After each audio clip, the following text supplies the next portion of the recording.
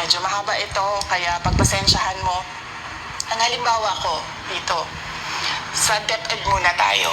Sa Department of Education, noong taong 2023, merong 5 billion na inapprove para sa classroom construction. Nagulat ako kasi merong mga lumapit na miyembro ng House na humihingi.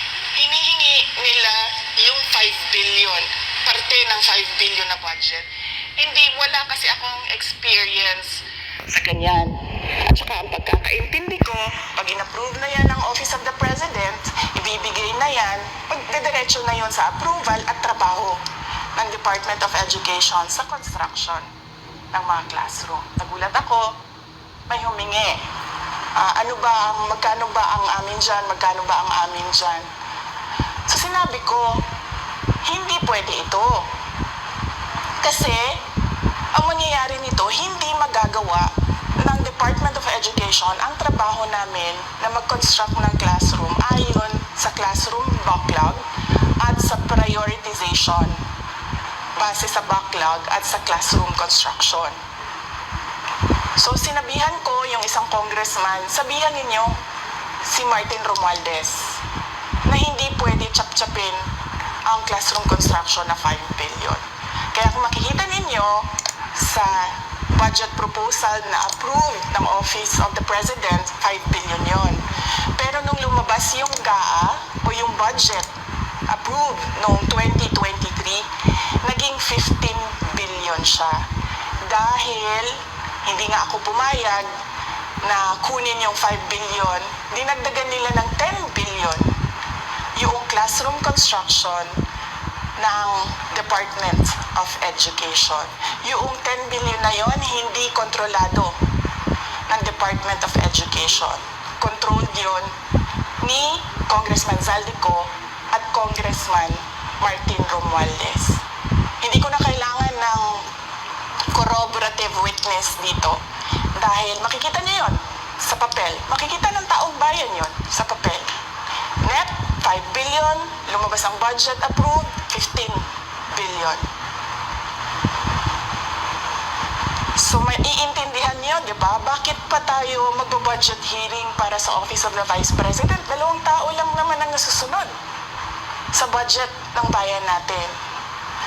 Halimbawa, taong 2024, kung makikita niyo, ang approved na budget ng Office of the President para sa classroom construction ay 19 billion.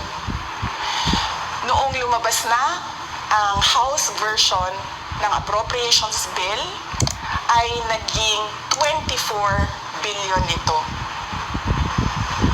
So, approved 19 billion, paglabas sa House, naging 24 billion.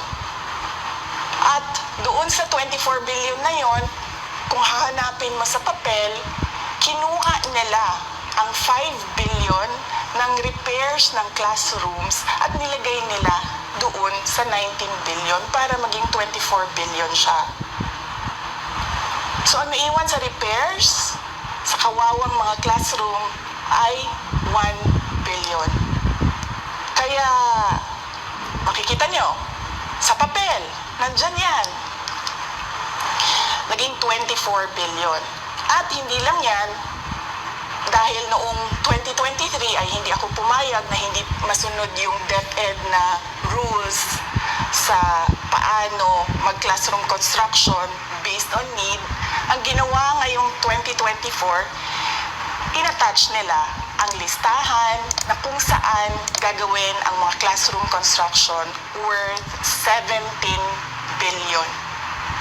Makikita nyo yon sa papel. Pagdating namin sa Senate, nakita yon ng mga senador. Tinanong nila ang Department of Education, totoo ba o hindi totoo na galing sa inyo ang listahan ng 17 billion ng mga classroom construction?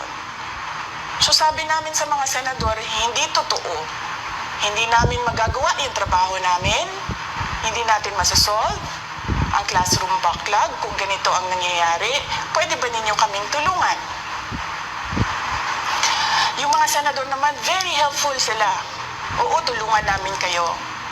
Kaya nga kung makikita ninyo sa interpellation ng isang senador doon sa budget hearing sa Senate, tinanong niya diretso, galing ba sa DepEd ang listahan ng 17 billion? Galing ba sa DepEd ang listahan na inattach doon sa House version? Sinabi namin hindi. Hindi galing sa amin yan. On record yon. Makikita nyo sa mga videos, balikan nyo yung mga videos. Makikita nyo. Yes, my concern, Madam Chair, Mr. President, under the gap, I observed that there was an increase in the budget for the construction of new classrooms from 19.6 billion to 24.6 billion. However, this is my concern, which you mentioned earlier, that the repairs and rehabilitation of classrooms was decreased from 6.5 billion to 1.5 billion. I also have information, Madam Chair, Mr. President, that 24.6 billion allocated under the gap, but only 9.8 billion